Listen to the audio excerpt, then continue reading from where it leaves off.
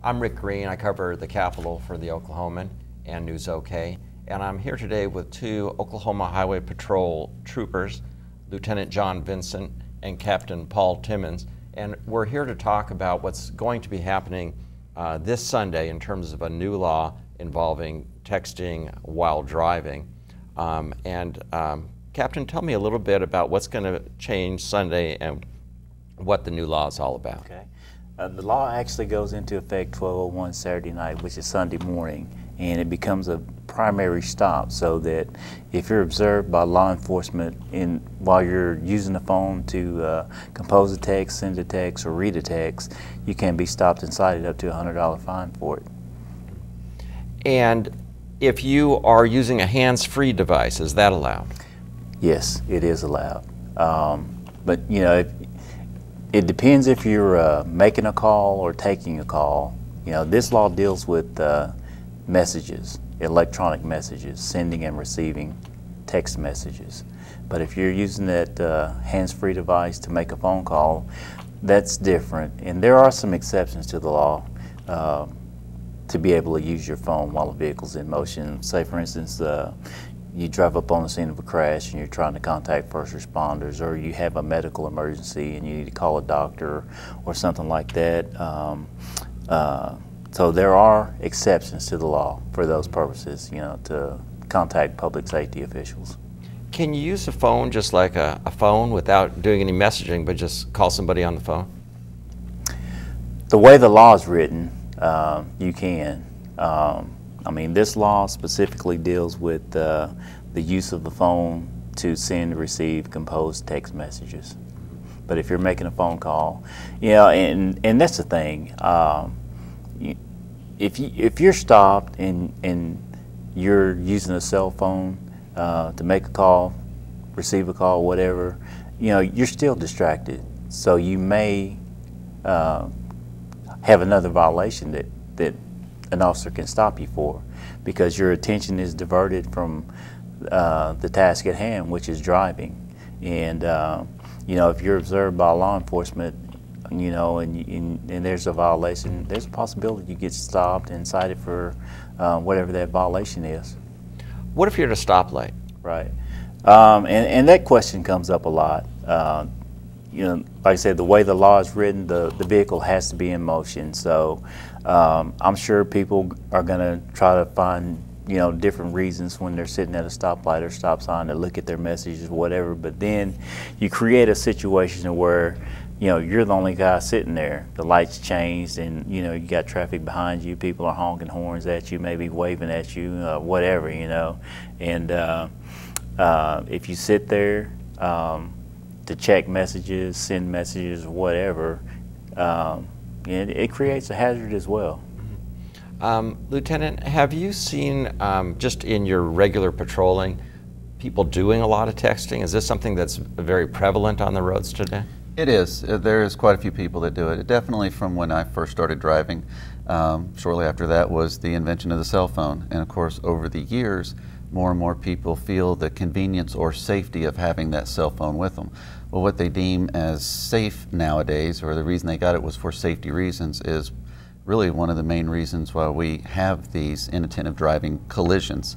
But it's just one of those that, not while I'm in uniform and in my unit, it's one of those even off duty, just driving around, I see people doing one of the most dangerous things that they can do on the roadway, which is being distracted by using their cell phones, which we hope that this law goes into effect, that people will actually start paying attention to the law and understanding the reason why that's law there and abide by the law. That's really all we're asking, is that you abide by the law that says no more texting and driving. As a matter of enforcement, how hard will it be to catch people who are texting and driving, particularly if a lot of people might have it up here, but some people may be more tricky about it? How do you catch them? Well, a lot of it's going to be the way that they're driving. We notice clues for somebody that's, say, intoxicated with the way that they drive by bumping the lane lines, things like that. people that are distracted driving aren't paying attention to what's going on around them. So a lot of it's going to be troopers will literally be driving right beside them and see them using their cell phones, because if they're not paying attention to anything right in front of them, they're definitely not looking to the sides, which again is very hazardous.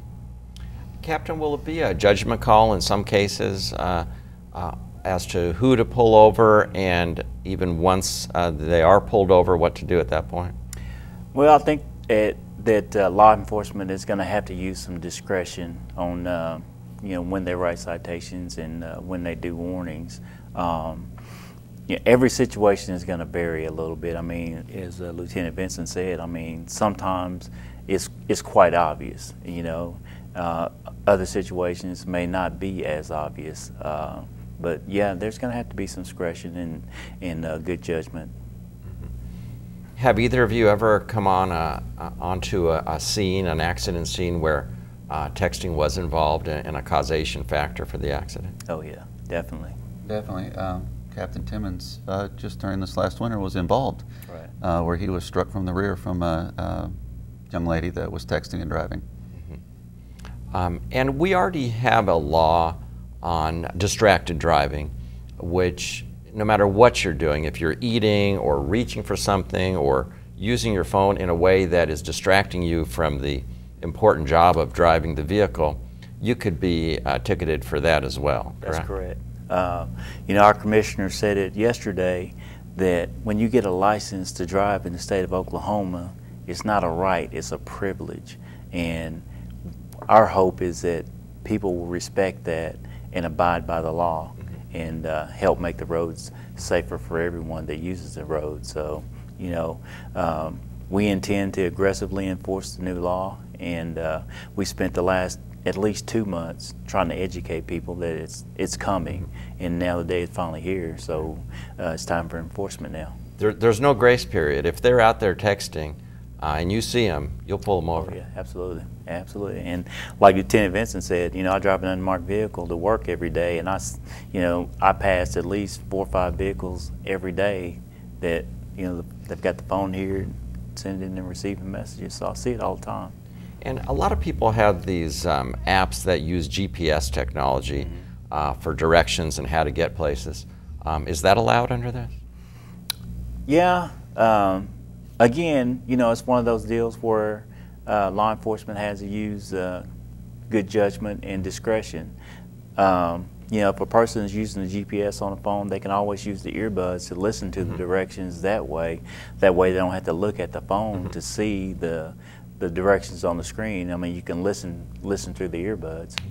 There are so many different apps that blend some use of a manual element like typing or even hitting a button, and combine that with some sort of communication. But is the point people should take is if you are reading text or if you are using your phone to manually send text, no matter what the app, you're in violation. Is that correct? That's correct. Since we have a distracted driving law, why is it necessary to have a texting law as well? I think this is more direct to a lot of causation accidents, or the cause of a lot of accidents that we see nowadays, and it specifically addresses a distracted act that was a direct cause of a collision. And do you think it'll ever be necessary to actually look at the device when you pull somebody over to see what they're doing, or is that probably not going to go to that level?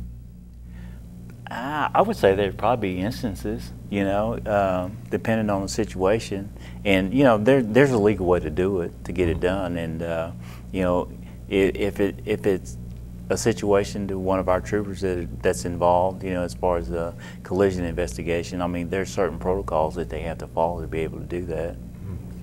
And it's like anything else, when you pull somebody over, you have to have probable cause. Yeah. Which means a reasonable suspicion that they're doing something wrong. Correct. And in order to actually write them a citation, you also have to have a reasonable suspicion that something is.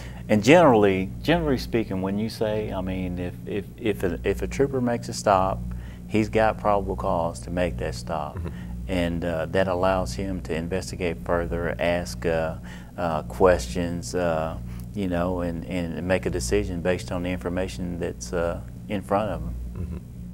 And both you guys were, before, you're both now in the communications department for the OHP. Do you still patrol, or before you had this position, were you both patrolling our roads? Yes. Definitely, and where we both live, because we don't live here exactly in the city, if I see a violation on the way home or into work, we're still state troopers.